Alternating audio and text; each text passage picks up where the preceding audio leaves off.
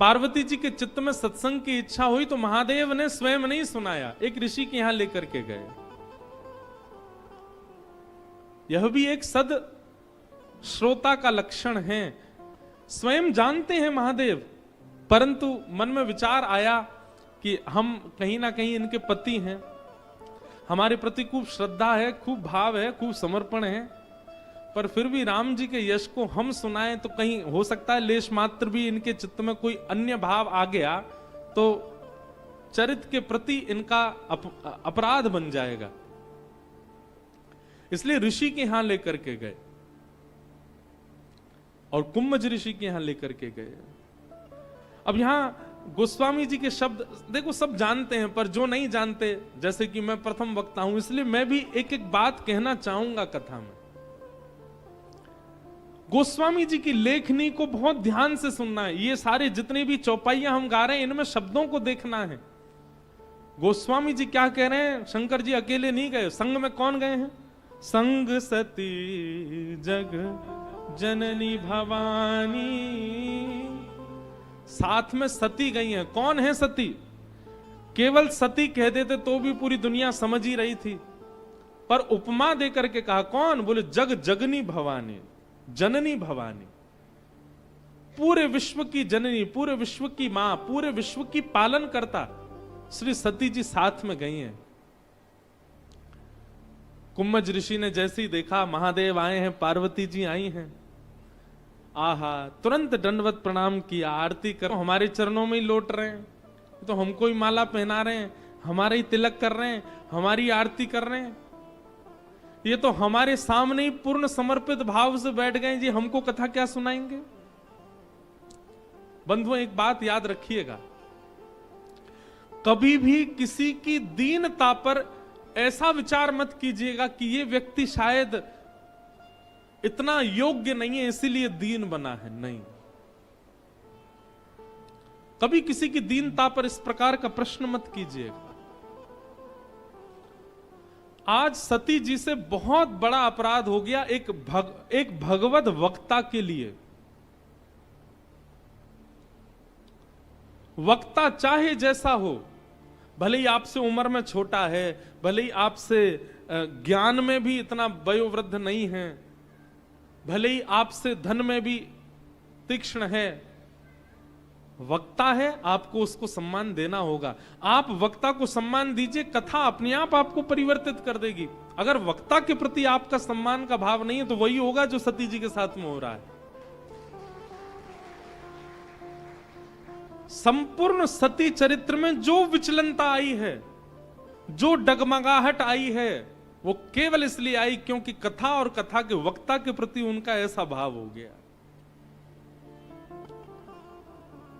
सती जी बोली, ये हमको क्या कथा सुनाएंगे, ये तो हमारे ही चरणों में लौट रहे हैं, हम तो इनसे जगदीश्वर के बारे में जानने आए थे, जे तो हमको ही जगदीश्वर मान रहे हैं, ये हमको क्या कथा सुनाएंगे। वक्ता के प्रति सूक्ष्म अपराध बन गया सती से। राम कथा मुनि वर्ज बखानी, सुनि महेश परम सुख मानी। महादेव की स्थिति तो ऐसी हो गई कि यहां कुम्भज ऋषि कथा सुना रहे हैं और महादेव भाव विह्वल होते जा रहे हैं। ऋषि पूछी हरि भगत सुभाई, कही शंभु अधिकारी पाई। महादेव अधिकारी हैं, इसीलिए उन्होंने जो भी कथा कुम्भज ऋषि ने सुनाई उसको प्रेम से श्रवण किया। कथा श्रवण करने, कुछ दिन तक कथा श्रवण करने के बाद मुनि सन विदा माग त्रिपुरारी, चले भवन संग दक्ष कुमारी। पहले क्या कह रहे थे? बोले कुम्भज ऋषि की यहां कथा सुनने के लिए जब आए तो संग में कौन आए? संग सती जग जननी भवानी। और अब कथा सुनने के बाद वापस जा रहे हैं तो गोस्वामी जी कह रहे हैं मुनि सन विदा माग त्रिपुरारी, चले भवन संग दक्ष कुमारी। अब सती नहीं है वो, अब जगनी भवानी नहीं है, अब जगत जननी नहीं है, अब कौन है? बोले दक्ष। दक्ष माने की अहंकार, उसकी पुत्री, अहंकार की बेटी अब साथ में जा रही है। क्यों? एक वक्ता का अपमान किया है, एक वक्ता के प्रति मानसिक अपराध किया है सती जी ने। श्री चैतन्य महाप्रभु से सीखिए। चैतन्य महाप्रभु के चरित्र में आता है कि वक्ता चाहे जैसा हो, उसके मुख से कृष्ण निकलता है ना, महाप्रभु जी वहीं बाहु विह्वल होकर के गिर पड़ते हैं। उन्होंने कभी भी वक्ता को किसी रूप या स्वरूप से आकलन नहीं किया। वक्ता है वो पूजनीय है, वंदनीय है। हम एक बात कहें, कथा चाहे कितनी अच्छी हो, वक्ता के प्रति केवल जब तक वो व्यासपीठ पर है तब तक सम्मान रखो।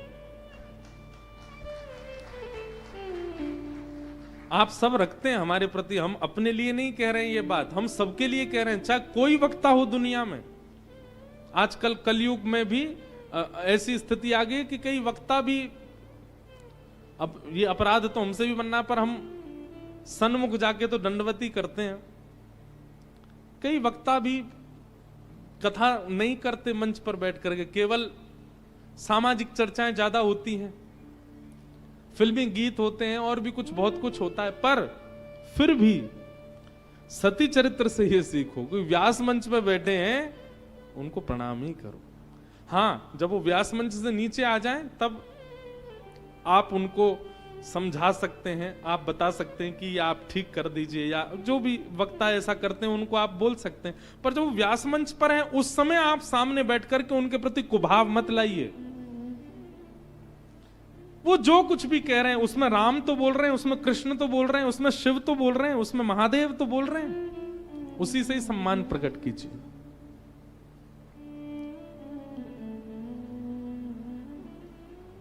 आहा,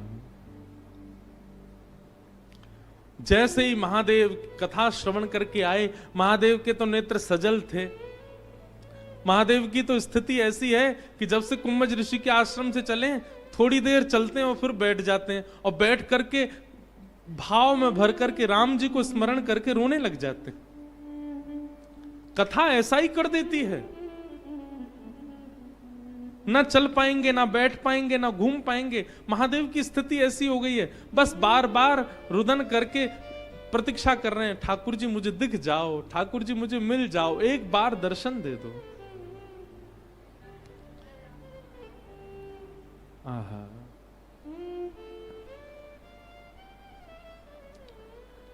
ते ही अवसर भंजन मही भारा, हरि रघुवंश लीन अवतारा, पिता वचन तजि राज उदासी, दंडक वन विचरत अविनाशी। यहां महादेव विरह आतुर हो रहे थे कथा श्रवण के बाद, और उसी समय पिता की आज्ञा मान करके जहां रघुवंश अवतार हुआ था, राम जी का अवतार हुआ था, वो पिता की आज्ञा मान करके वन में चले गए थे। और दंडक वन में भ्रमण करते करते सीता जी का हरण आदि हुआ था, और उसी समय राम जी वहां किशोरी जी को खोजते हुए विरह विलाप कर रहे थे, और उसी समय महादेव और सती उसी दंडक वन से गुजर रहे थे।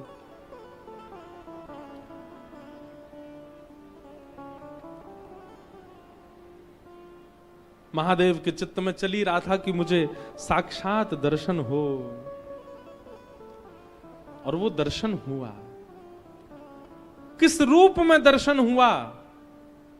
विरह विकल नर इव रघुराई, खोजत विपिन फिरत दो भाई, कबहु जोग वियोग न जाके, देखा प्रगट विरह दुख ताके, शंभु समय तेहि राम ही देखा, उपजाहि अति हर्ष विशेषा।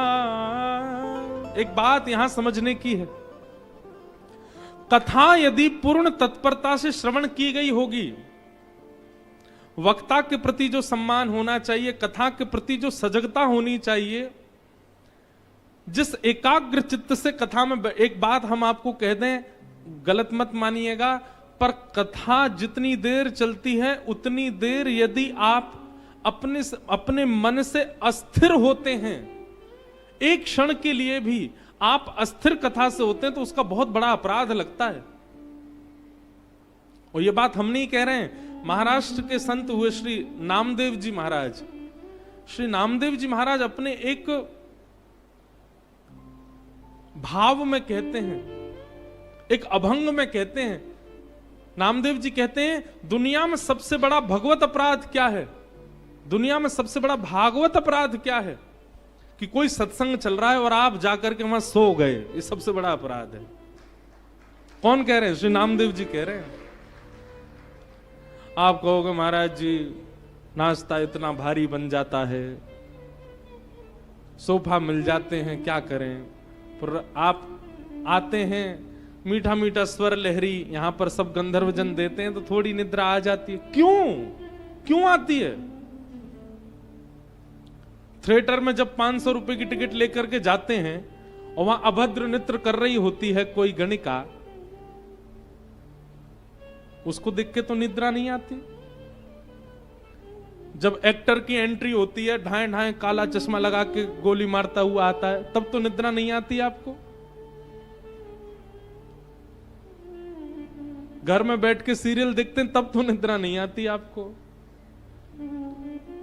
और जिसके श्रवण से पूरा जीवन मंगल होना है, वहां सो रहे हम आके।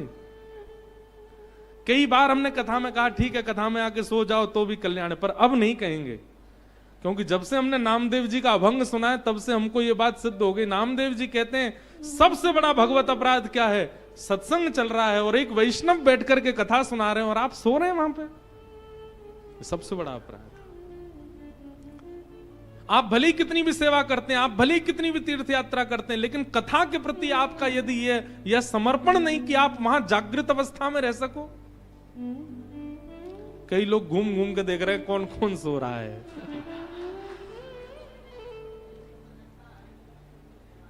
निद्रा नहीं।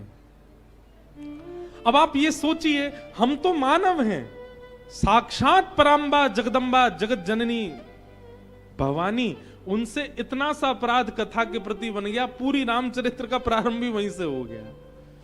सीता सती वियोग ही वहीं से प्रारंभ हो गया। कितना कुछ बिगड़ गया केवल कथा के प्रति असम्मान करने से। हम आके सो जाते हैं कथा में? नहीं।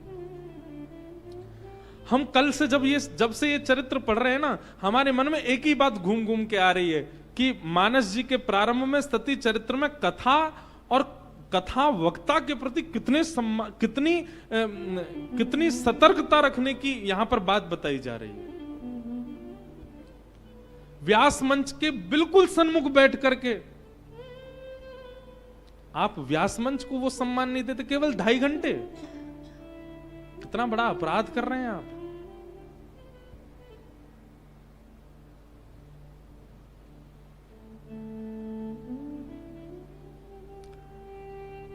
और वहीं आप महादेव को देखिए, महादेव ने इतने भाव विभोर होकर के कथा सुनी।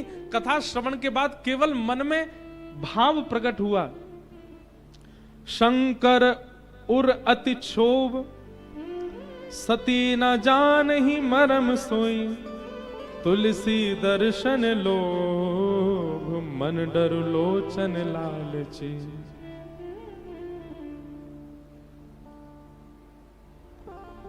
शंकर जी को बहुत क्षोभ है इस बात का कि सती मेरे साथ गई और इसने कथा को भाव से श्रवण नहीं किया। लेकिन शंकर जी के चित्त में है कि मुझे राम जी का दर्शन हो जाए। और उसी अवसर विरह विकल नर इव रघुराई, कथा में सजग रहने का यह फल मिला है कि कथा विश्राम होते ही कुछ ही क्षणों में ही राम जी का प्रत्यक्ष दर्शन हो गया। महादेव को दिख गए सामने। आहा, जैसे ही दिखे हैं राम जी दूर से दिखने लगे। और राम जी की स्थिति क्या है? विरह व्याकुल हैं राम जी।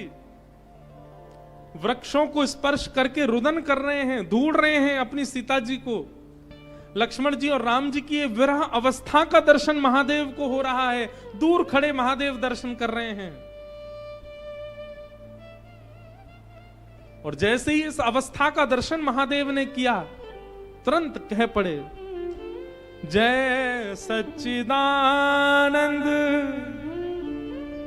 जग पावन, अस कहीं चले मनोज न सावन, चले जात शिव सती समेता, पुनि पुनि पुलकत कृपा निकेता, सती सो दशा शंभु के देखी, उर उपजा संदेह विशेषी, उर उपजा संदेह विशेषी। राम जी को देख करके महादेव जय सच्चिदानंद जय जगत पावन, जय सच्चिदानंद जय जगत पावन जय जयकार करने लगे। और दूर से ही राम जी को देख करके कहीं लीला में विघ्न ना हो, कहीं राम जी के इस क्रम में बाधा ना बनूं, दूर से ही दंडवत करने लगे, दूर से ही प्रणाम करने लगे।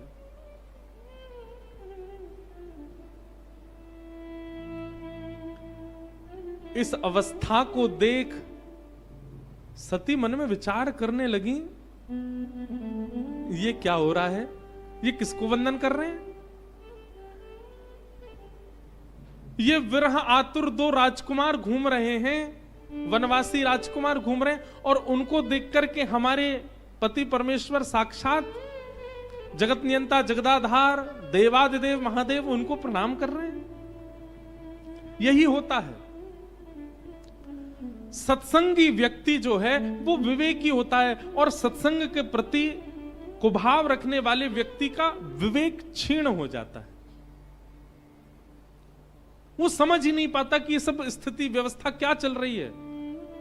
संतों के प्रति, तपस्वियों के प्रति, विरक्तों के प्रति, वैष्णवों के प्रति यदि आपकी अपमान बुद्धि प्रकट हो रही है, अपमान बुद्धि मत, किसी का भजन देख करके, किसी के नेत्रों में कथा सुनते सुनते आंसू देख करके आपको उपहास हो रहा है, ये कोई रोने की बात है, ये रो रहा है बेचारा, इसका मतलब है आपसे अपराध बना है कथा के प्रति। सती मन में विचार कर रही हैं, ये सब क्या हो रहा है? हमारे महादेव स्वयं इतने पूजनीय है, महादेव के चरणों में देवता गंधर्व आदि सब लोग नाक रगड़ने के लिए आते हैं, ये स्वयं इतने वंदनीय, स्वयं इतने पूजनीय, और ये वनवासी राजकुमार जो अपनी एक पत्नी के खो जाने पर विरह आतुर होकर घूम रहे हैं, ये उनको प्रणाम क्यों कर रहे हैं? सत्संग विवेक बुद्धि प्रदान करता है। सत्संग हमारी स्थिति को ऐसा बना देता है कि हम फिर परिस्थिति समझने लग जाते हैं, पर परिस्थिति देख करके मन में संशय उत्पन्न होना, ये एक प्रकार का सत्संग के प्रति अपमान जब होता है तब ऐसी स्थिति बनती है।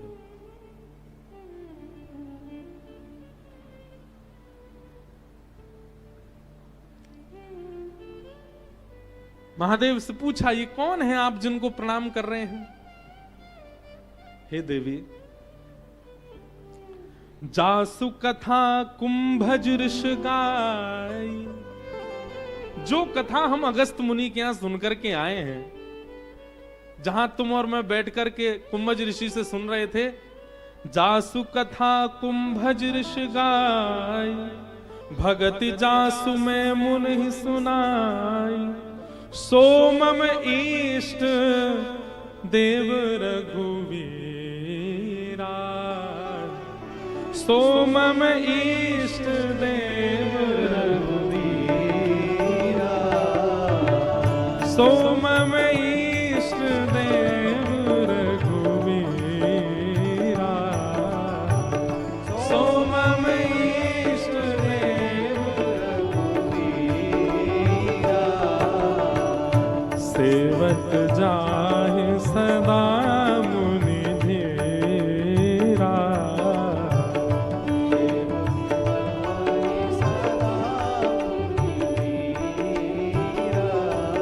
मुनि धीर जोगी सिद्ध संतत विमल मन जिहि ध्यावहि कहीं नेति नेक मुरान आगम जासु कीरत गावहि सोई राम व्यापक ब्रह्म भुवन निकाय पतित धनी अब तरय अपने भगत हित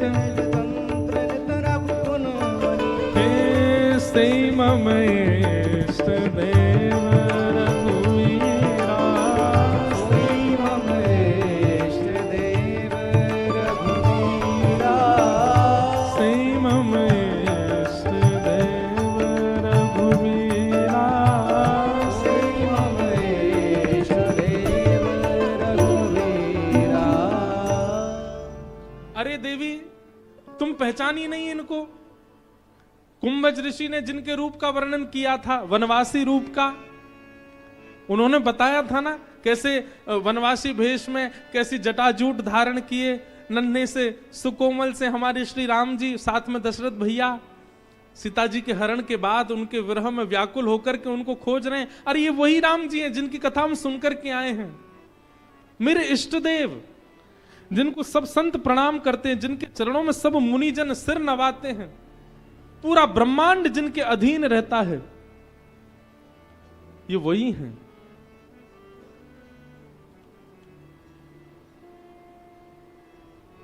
महादेव ने खूब विस्तार कर कर के बताया, ये वही परमात्मा है, ये वही परम ब्रह्म है, ये वही इष्ट हैं, ये वही देव हैं जिनके अधीन पूरा ब्रह्मांड रहता है। देवी, ये वही हैं जिनकी कथा हम सुनकर के आए हैं।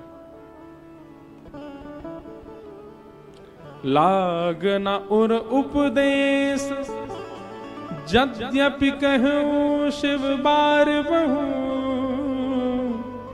बोले बिहस महेश हरि माया बलु जान जी।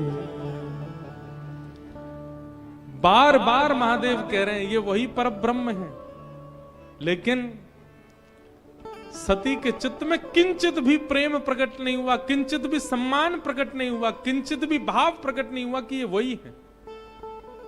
इससे बड़ा दुर्भाग्य क्या होगा? एक तो कथा सुनी कुंभज ऋषि से, कथा सुनने के तुरंत बाद ही ठाकुर जी दिख गए, और ठाकुर जी दिखे तो दिखे, स्वयं गुरु बगल में खड़े होकर के कह रहे हैं यही परमात्मा है, प्रणाम करो, और तब भी तुम्हारे चित्त में ये भाव प्रकट नहीं हो रहा कि ये परमात्मा है। इससे बड़ा दुर्भाग्य क्या होगा?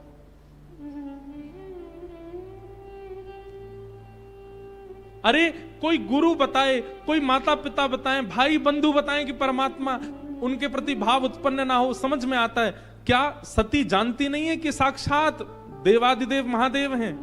ये इशारा करके कह रहे हैं कि परमात्मा सामने है, तो मुझे इसमें कोई विचार करना ही नहीं चाहिए। महादेव अंकित करके कह रहे हैं कि सामने जो चल रहे हैं ये परमात्मा है, पर सती का विश्वास नहीं हो रहा है। और इन सब के पीछे कारण केवल और केवल कथा के प्रति और वक्ता के प्रति जो अपराध बना, स्वयं महादेव के बताने पर भी ठाकुर जी का दर्शन नहीं हो रहा है।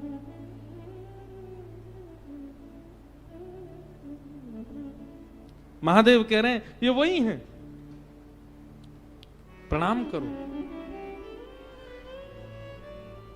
सीता जी बोली क्षमा करें, सती बोली हमें तो इनके अंदर एक भी परमात्मा का तत्व दिख ही नहीं रहा है, परम तत्व का किंचित भी दर्शन नहीं हो रहा है। महादेव बोले अच्छा देखो, एक एक नामापराध, 10 प्रकार के नामापराध होते हैं। उन 10 नामापराधों में एक अपराध पता कौन सा है?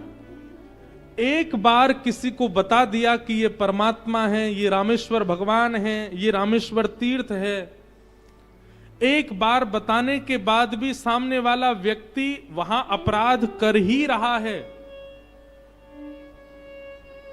वो उस महिमा को जान नहीं पा रहा, समझ नहीं पा रहा, और आप दोबारा उसकी महिमा बता रहे हैं, ये एक अपराध है। एक बार बताने पर यदि कोई व्यक्ति नहीं समझ रहा है भगवत तत्व के प्रति, तो दोबारा उपदेश नहीं करना चाहिए। अगर आप दोबारा उपदेश करेंगे तो वो आपसे अपराध बनेगा। फिर एक बार में यदि कोई मान जाए, समझ जाए, ठाकुर जी के तत्व को पहचान जाए तो अच्छा। अगर वो एक बार सुनने के बाद भी ठाकुर जी के समीप जाकर के अपराध कर रहा है तो पुनः आपको उसके सामने बोलना नहीं है।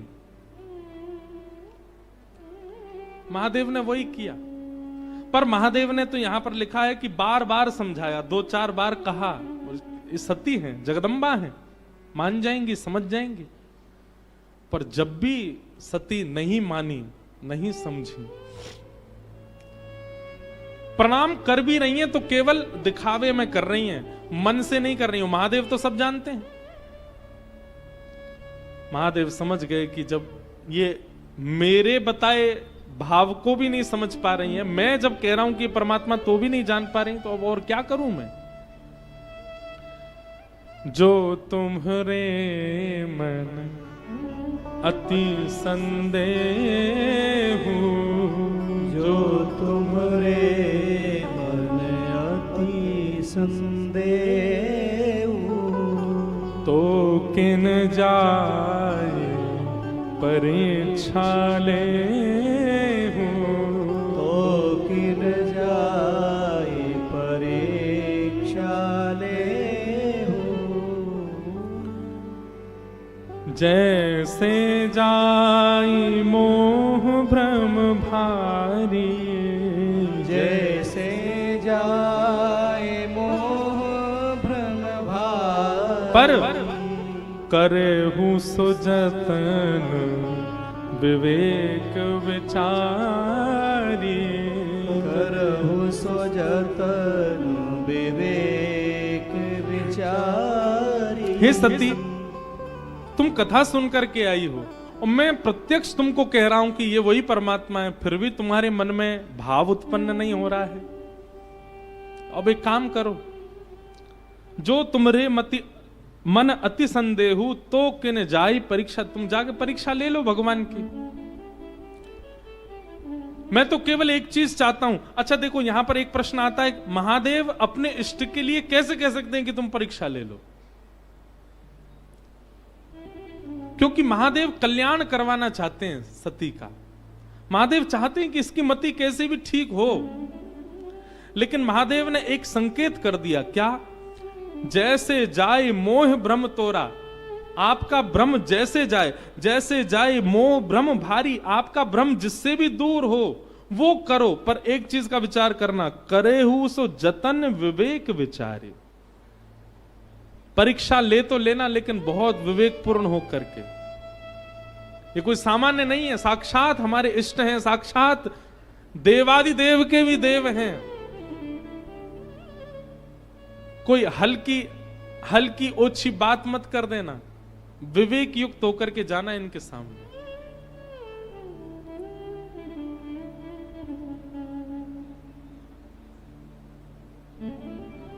महादेव समझ गए अब इनका कल्याण नहीं होगा।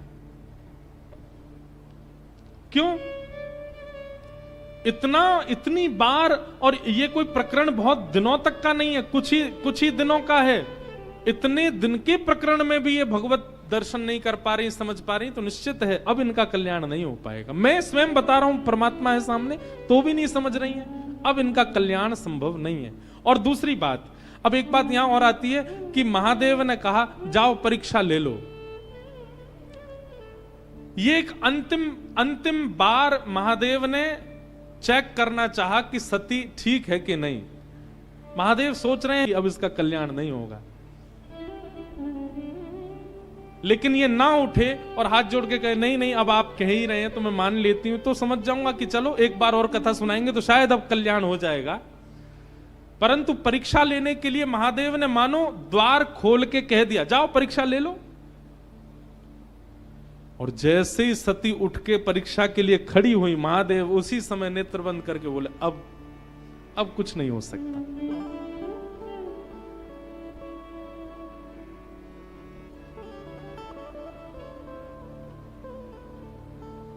पुन पुन हृदय विचार करी, धरि सीता के रूप, आगे हो चली पर। महादेव तो कह रहे हैं कि विवेक युक्त होकर के जाना, देव तो कह रहे हैं कि विवेक युक्त होकर के जाना, लेकिन सती कह रही हैं कि महादेव ने पहले ही कहा था छोटी मोटी परीक्षा मत लेना, लेनी है तो बड़ी लेना। तो बार बार सोचा क्या करूं क्या करूं क्या करूं, पुनि पुनि हृदय विचार करी धरि सीता को रूप। अपनी शक्तियों का दुरुपयोग, जिस दिन आपके मन में यह भावना हो जाए कि मेरे पास धन बहुत है, इससे तो मैं कुछ भी कर सकता हूं, मेरा तो नाम बहुत है, मैं किसी को भी नीचे दबा सकता हूं, जिस दिन शक्तियों का दुरुपयोग प्रारंभ हो जाए, करने के लिए सजग हो जाते हैं, तो निश्चित है कि आपसे कोई अपराध तो बना है, तो निश्चित है कि आपसे कोई अपराध तो बना है। अत्यंत शक्ति होने के बाद भी, धन होने के बाद भी, नाम होने के बाद भी, सौंदर्य होने के बाद भी, स्वरूप होने के बाद भी, बुद्धि होने के बाद भी उसके प्रति दुरुपयोग की भावना उत्पन्न ना होना, यह गुरु कृपा है।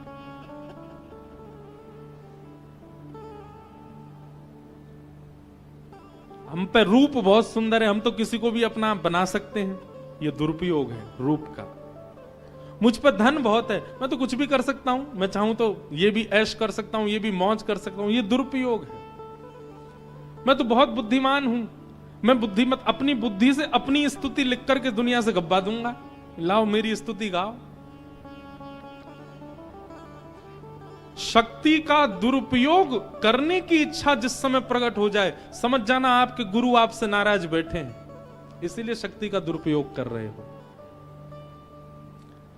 सती के पास में ये योग्यता है कि वो रूप बदल सकती हैं।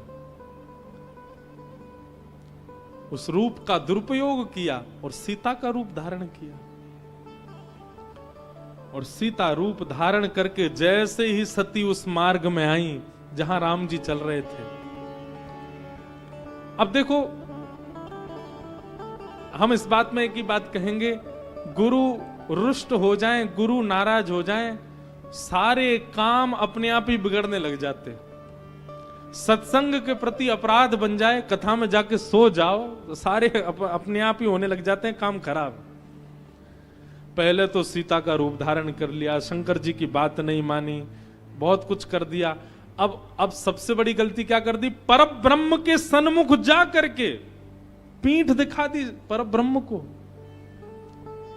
क्या राम और लक्ष्मण चल रहे थे, जबकि ऐसा मानस जी में वर्णन करते हैं कि आगे राम जी चलते हैं, मध्य में सीता जी चलती हैं, पीछे लक्ष्मण चलते हैं, पर सती जी तो गई और जाकर के आगे आगे चलने लग गई, राम जी के आगे चलने लग गए। अब इसके दो भाव हैं, पहली गलती तो कर दी कि सीता जी ऐसे चलती ही नहीं थी, वो तो राम जी के पीछे चलती हैं, पति के पदचिन्हों पर चलती हैं। और दूसरी गलती क्या कर दी, परब्रह्म को मुख दिखाना चाहिए, परब्रह्म को पीठ दिखा रही हैं। परब्रह्म की ओर सन्मुख होना चाहिए, परब्रह्म की ओर विमुख हो गई। और जीव जब परब्रह्म से विमुख हो जाता है तब आचार्य को पता लग जाता है। और आचार्य कौन है, लक्ष्मण, वो जीवाचार्य, लक्ष्मण जी आचार्य हैं। लक्ष्मण देख उमाकृत भेषा, लक्ष्मण देख उमाकृत भेषा, चकित भय भ्रम हृदय विशेषा, चकित भय भ्रम हृदय विशेषा। अब एक बात,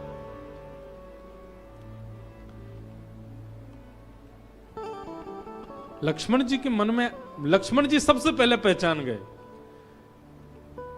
क्योंकि आचार्य हैं। ठाकुर जी के नेत्रों में एक परत पर्दे की है, क्या कि वो पहली बार में दोष नहीं देखते, कैसा भी व्यक्ति हो उसमें गुण ही देखते हैं। पर गुरु के नेत्रों में कोई पर्दा नहीं होता, वो पहली बार में ही परख लेता है कि शिष्य अधिकारी है कि नहीं, जीव अधिकारी है कि नहीं। सती के आते ही लक्ष्मण जी तुरंत प्रथम दृष्टि में ही पहचान गए कि ये कौन है, और मनी मन चकित भये भ्रम हृदय विशेषा, थोड़ा बहुत नहीं, बहुत चकित हो गए लक्ष्मण जी। लेकिन मन में विचार करने लगे, किसी अबोध को समझाना यह धर्म है, किसी अबोध को बताना यह नियम है। स्वयं जगदम्बा को समझाना, स्वयं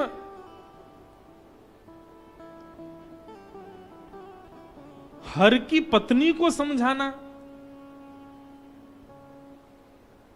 यह कैसे हो सकता है? किसी अज्ञानी को समझाया जा सकता है, किसी अयोग्य को समझाया जा सकता है, परंतु ये तो परिपूर्ण योग्य हैं, और परिपूर्ण योग्य भी जिनसे योग्यता की शिक्षा लेते हैं ये तो वो हैं। इनको मैं क्या समझाऊं?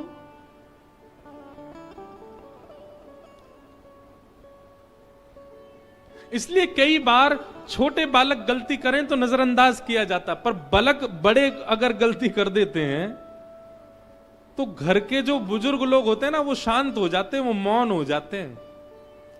और एक बात याद रखिएगा, आपकी गलती पर जब तक आपको टोका जा रहा है तो समझ जाना कि गलती अभी इतनी बड़ी नहीं है। जिस समय गलती पर टोका ना जाए, समझ जाना गलती नहीं, अपराध किया है आपने।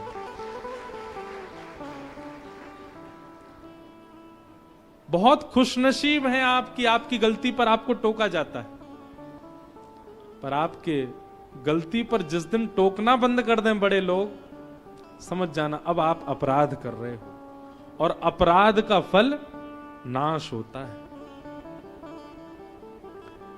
लक्ष्मण जी जान गए हैं कि ये तो सती हैं,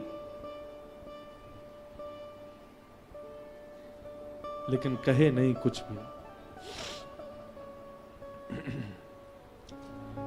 कही न सकत कछु अति गंभीरा, प्रभु प्रभाव जानत मत धीरा।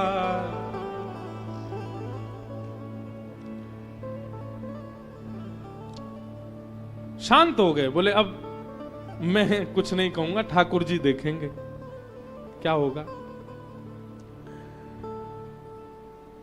जब प्रथम दृश्य में आचार्य ने कुछ नहीं कहा, तब ठाकुर जी की परत खुली, और ठाकुर जी ने जब सती को देखा, देखते ही पहचान गए, और पहचान करके संपूर्ण भाव समझ में आ गया ठाकुर जी को। महादेव ने भी समझाया, कथा भी सुन के आई हैं, ऋषि को प्रणाम करके भी आई हैं, तब भी मेरे प्रति इनका भाव प्रकट नहीं हो रहा है, क्या करें। सती जी चलने लगी, और चलते चलते जैसे ही पीछे मुड़ करके देखा, राम जी हाथ जोड़ करके खड़े हैं, और क्या कह रहे हैं? जोरि पानी प्रभु कीन प्रणाम, जोरि पानी प्रभु कीन प्रणाम। पिता समेत लीन निज नाम, पिता समेत लीन निज नाम। जैसे ही सती ने पीछे मुड़ करके देखा, हाथ जोड़ करके राम जी प्रणाम करते हैं, और प्रणाम करके क्या कह रहे हैं? मैं अवधेश कुमार, मैं दशरथ नंदन राम आपके श्री चरणों में प्रणाम करता हूं। सती जी के तो महाराज रक्त ठंडा पड़ गया पूरे शरीर का, बोले ये मुझे प्रणाम क्यों कर रहे हैं? अच्छा देखो, आचार्य का स्वभाव होता है कि जब जीव से गलती होती है तो आचार्य डांटते हैं, फटकारते हैं, पर ठाकुर जी का स्वभाव कैसा है? जीव को अपनी गलती का बोध भी हो जाए और रोष भी ना करना पड़े, ये एक शुद्धि व्यक्ति का लक्षण होता है। रोष भी ना करना पड़े और सामने वाले को अपनी गलती का अनुभव हो जाए। महादेव ने हाथ जोड़ के प्रणाम किया और कहा कि मैं दशरथ नंदन, कौशल्या नंदन राम आपको प्रणाम करता हूं।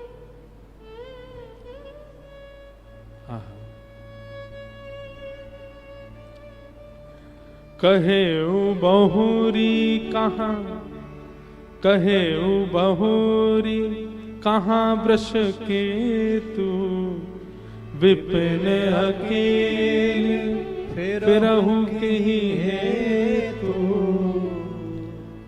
प्रणाम करके कहा, हे मां, आप इतने सघन वन में अकेले क्यों घूम रही हैं? वृषकेतु यानी कि मेरे परम प्रिय महादेव कहां हैं? आप अकेली क्यों घूम रही हैं? आपके साथ तो सदा महादेव को होना चाहिए। महादेव क्यों नहीं आए हैं आपके साथ? ये सुनते ही तो सती घबरा गई। बोले, मैं सीता का रूप धारण करके आई हूं, मैं सीता जी के रूप में वनवासी वेश में घूम रही हूं, और ये मेरे को सती मान करके मुझसे पूछ और रहे हैं कि आपके साथ में तो महादेव होने चाहिए, आप अकेले क्यों घूम रहे हैं?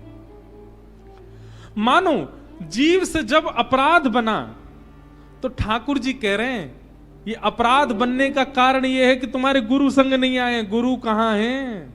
गुरु के बिना कैसे विचरण कर रहे हो? इस संसार रूपी भवाटवी में अकेले क्यों विचरण कर रहे हो? तुम्हारे गुरु कहां हैं, तुमको बोध कराने वाले? कितने सुंदर भाव। राम वचन मृदु गूढ़ सुन उपजा अति संकोच, सती सभित महेश पही चली हृदय बड़ सोच। सुनते ही सीता जी, सती जी विचलित तो हुई, परंतु तुरंत अब क्या कहें, कुछ कह थोड़ी सकती हैं, तुरंत वहां से दौड़ी हैं, निकल गई वहां से।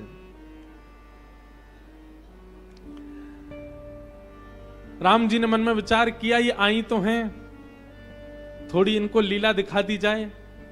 कथा सुनने के बाद, ऋषि कृपा प्राप्त करने के बाद, महादेव के बताने के बाद भी ये परब्रह्म को पहचान नहीं पाई। अब परब्रह्म के सामने आई है तो परब्रह्म थोड़ी तो कृपा करे इनके ऊपर। तो राम जी ने क्या कृपा की? जाना राम सती दुख पावा, जाना राम सती दुख पावा, निज प्रभाव कछु प्रगति जनावा, निज प्रभाव कछु प्रगट जनावा। सती देख कौतुक मग जाता, सती देख कौतुक मग जाता। आगे राम सहित श्री भ्राता, आगे राम सहित श्री भ्राता। फिर चितवा पाछे प्रभु देखा, फिर चितवा पाछे प्रभु देखा। सहित बंधु सिय सुंदर बेखा, सहित बंधु सिय सुंदर बेशा। फिर जहां चित वही तह प्रभु आसीना, जहाँ चित वही तहाँ प्रभु आसीना। से वही सिद्ध मुनीश प्रवीणा, से वही सिद्ध मुनीस प्रवीणा। राम जी के वचन सुनते ही जैसे सती के चित्त में थोड़ा क्षोभ देखा, प्रभु श्री राम ने कहा, आपसे ज्यादा क्षोभ तो महादेव को हो रहा है, आपसे ज्यादा पीड़ा में मेरे महादेव हैं। क्यों?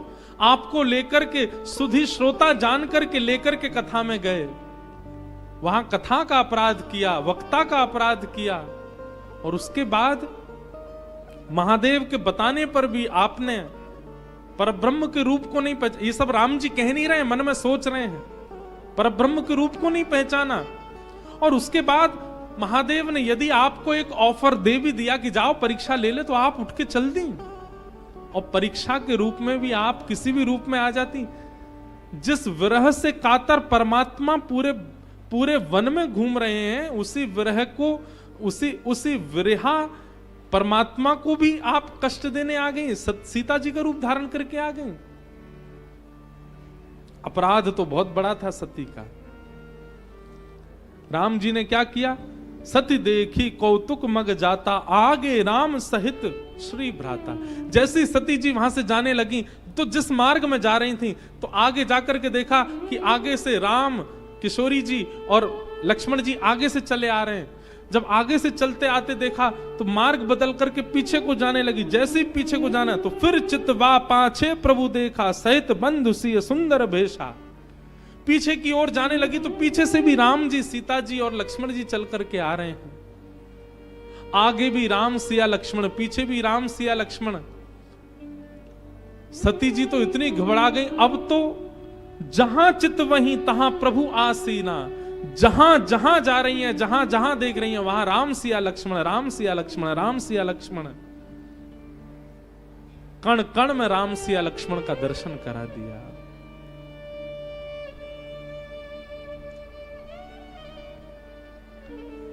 इस प्रकार प्रभु ने अपनी व्यापकता का अनुभव सती को करवा दिया।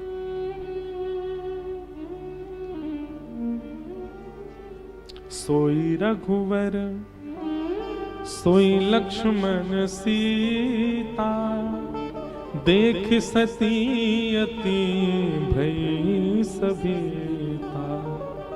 हृदय कंप तन सुधि न कछु नाही, नयन मूदी बैठी मगमाही।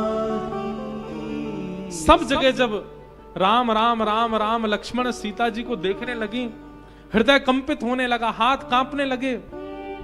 नीचे नजर करके सती बैठ गई, मुख बंद करके जब बैठ गई, नेत्रों पर हाथ रख करके जब बैठ गई। बहुरी विलोकत नैन उघारे, कछु न दीख तहां दक्ष कुमारी। और थोड़ी देर बाद जब नेत्र खोल करके देखा तो सब अंतर दिया, अब कुछ नहीं दिख रहा है।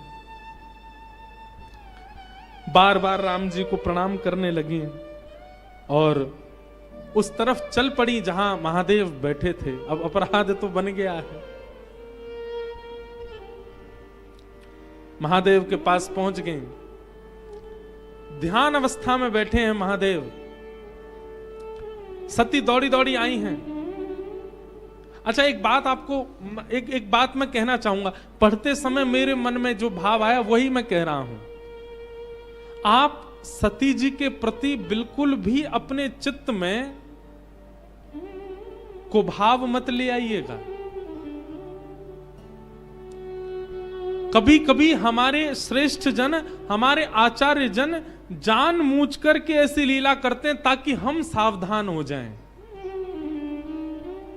ताकि हम उस क्रिया को ना करें।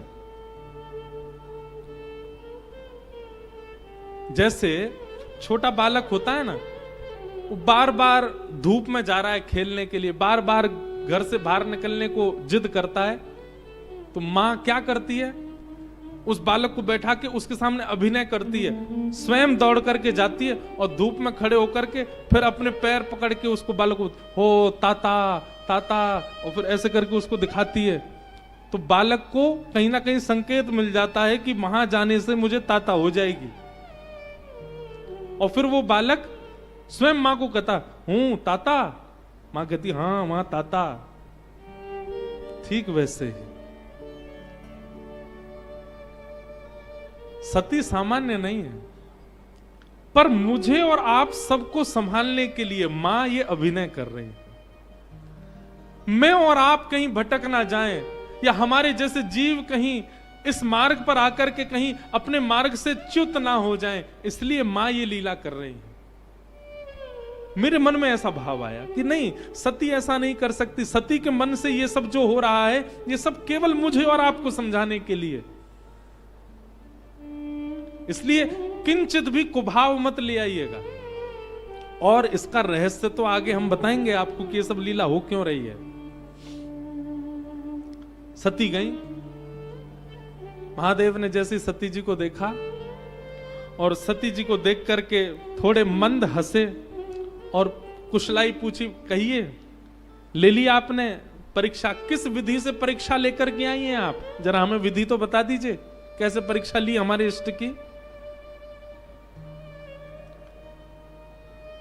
मैंने कहा ना, एक अपराध बना था और उसके बाद अपराध पर अपराध, अपराध पर अपराध, अपराध पर अपराध बनते ही जा रहे हैं। और वो एक अपराध केवल कथा के प्रति था। एक कथा के प्रति बना हुआ अपराध कितने अपराध करवा रहा है। इन सबको करने के बाद भी यदि सती अपनी गलती मान लेती तो शायद कुछ संभल सकती थी बात। और सती क्या कहती है? कछु न परीक्षा लीन गोसाई, मैंने कोई परीक्षा नहीं ली। अब ये तो रहा झूठ, और इस पर फिर दुगना झूठ क्या बोला? कीन प्रणाम तुम्हारी नाई। आप तो दूर से प्रणाम कर रहे थे, आप तो दूर से ही सघन कुंज से देख के प्रणाम कर रहे थे। मुझे इतनी दूर से प्रणाम करने में सुख नहीं मिला। मैंने कहा मैं तो सामने जाके प्रणाम करूंगी, तो मैं तो पास जाके प्रणाम करके आई हूं। झूठ बोल दिया। हमारे शास्त्रों में एक श्लोक है, जाढ्यम धियो हरति सिंचति वाच सत्यम मानोन्नति दिशतु पापम करोति लक्ष्मी तनोति वितनोति च दिक्षु कीर्ति सत्संगति कथय किम न करोति पुंसाम। सत्संग मानव को क्या प्रदान करता है? यदि ये लक्षण आपके अंदर नहीं प्रकट हुए तो इसका मतलब आपने सत्संग नहीं किया। जाढ्यम धियो, सबसे पहली आपकी जड़ बुद्धि का हरण करता है सत्संग। आपकी बुद्धि कैसी हो जाती है? चैतन्य हो जाती है, जिसको हम अंग्रेजी भाषा में कहें ब्रॉड माइंडेड। अब ब्रॉड माइंडेड को आजकल लोग बहुत गलत रूप में लेते हैं। ब्रॉड माइंडेड मतलब धर्म का पालन ना करने वाला, शास्त्रों की बात ना मानने वाला, नियम कानूनों को फॉलो ना करने वाला, उसको कहते हैं ब्रॉड माइंडेड है। नहीं, उसको ब्रॉड माइंडेड नहीं कहते। जड़ बुद्धि नहीं है, जिसकी चैतन्य बुद्धि है। ब्रॉड माइंडेड किसको कहते हैं पता है? सीढ़ी से उतरते उतरते पैर में मोच आई और तुरंत नीचे गिर गए। दुनिया बोली हाय राम, भगवान ने कैसी परीक्षा ले ली, पांव मोड़ दिया, गेड़ दिया, पांव में चोट लगा दी। तो ब्रॉड माइंडेड व्यक्ति क्या सोचता? नहीं, ठाकुर जी ने चोट नहीं लगाई है, कोई बहुत बड़ा हादसा हो ना, ठाकुर जी ने नेक में टाल दिया। इसको कहते हैं ब्रॉड माइंडेड।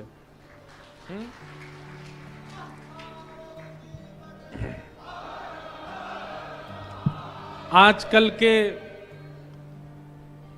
के लड़का लड़की नेक बड़े होते ही माता पिता को ज्ञान देने लग जाते हैं।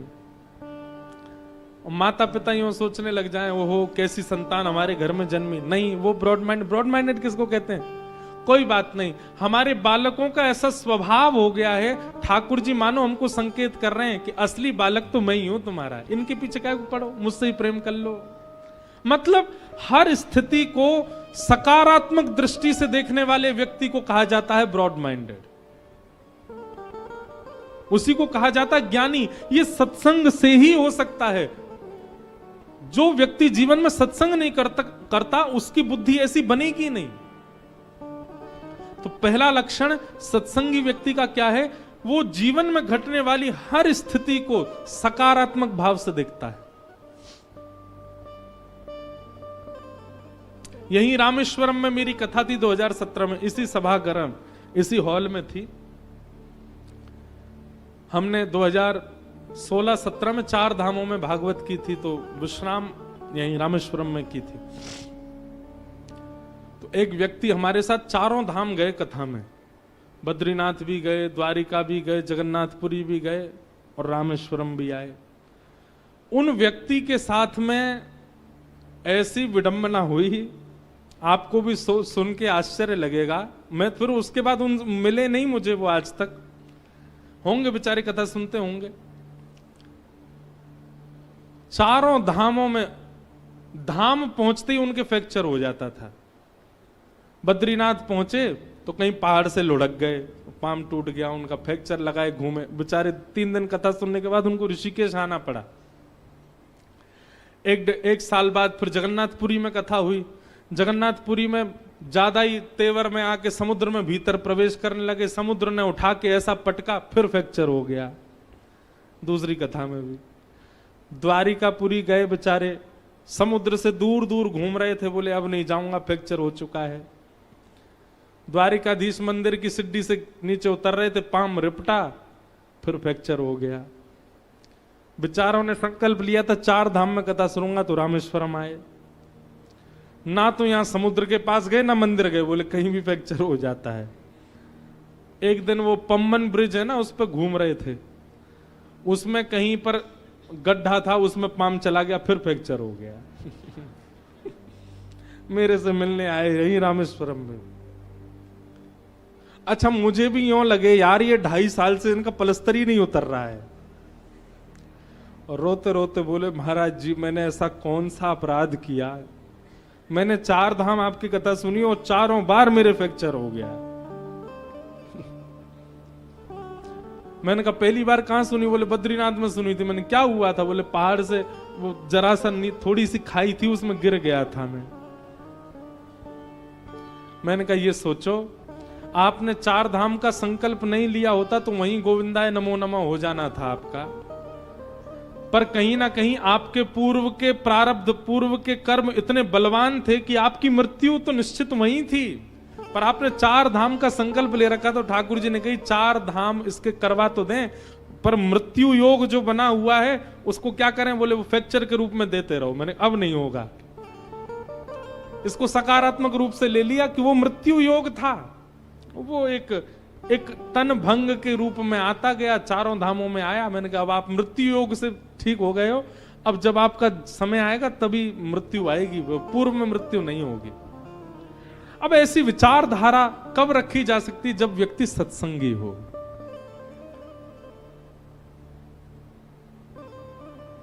नहीं तो कई लोग बड़े उसमें रहते हैं, क्या बोलते हैं उसको, भ्रम में रहते हैं।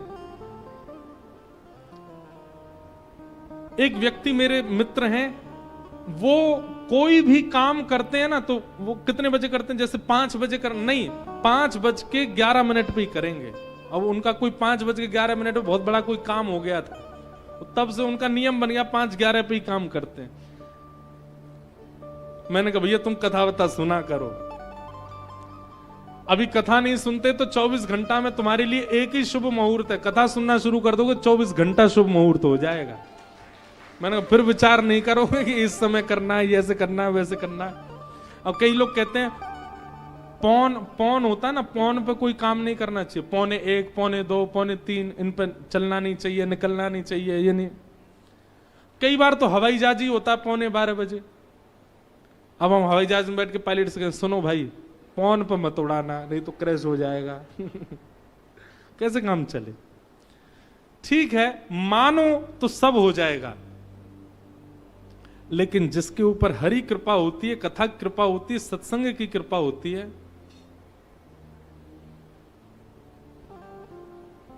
वो सब विधि प्रसन्न रहता है। श्याम प्यारे से जिसका संबंध है, श्याम प्यारे से जिसका संबंध है,